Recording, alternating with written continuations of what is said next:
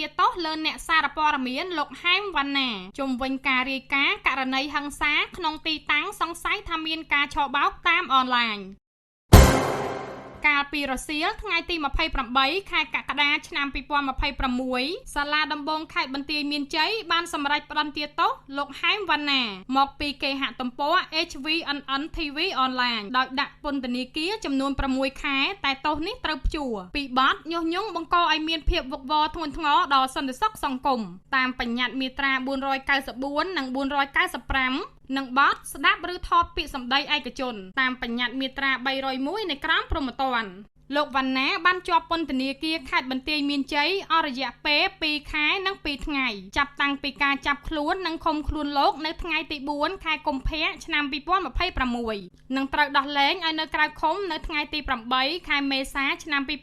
2026បន្ទាប់ពីសវនាការនៅក្រៅឃុំម្ដងទៀតនៅសាលាដំបងខេត្តបន្ទាយមានជ័យដែលសម័យខ្លួនបានស្នើសុំនៅក្រៅឃុំក្រោយចៅក្រមបិទការស៊ើបសួរនៅមុនមួយថ្ងៃនៃការដោះលែងលោកឲ្យនៅក្រៅឃុំសំណើនៅក្រៅឃុំរបស់លោកវណ្ណាលើកដំបូងត្រូវបានសាលាឧទ្ធរណ៍បាត់ដំបងប្រកាសសាលដីកានៅថ្ងៃទី2ខែមេសាឆ្នាំ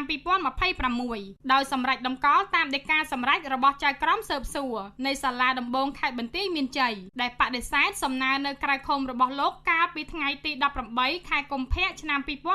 2026លោកវណ្ណាត្រូវបានចាប់ខ្លួនក្នុងខែកុម្ភៈឆ្នាំ